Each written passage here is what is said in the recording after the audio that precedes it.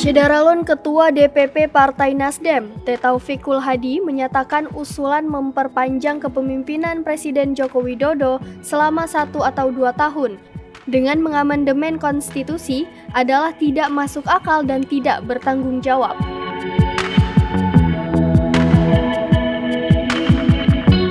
Taufikul Hadi mengatakan hal itu di Jakarta pada Jumat 25 Februari 2022, menanggapi usulan sejumlah politisi agar kepemimpinan Presiden Joko Widodo diperpanjang 1 atau 2 tahun.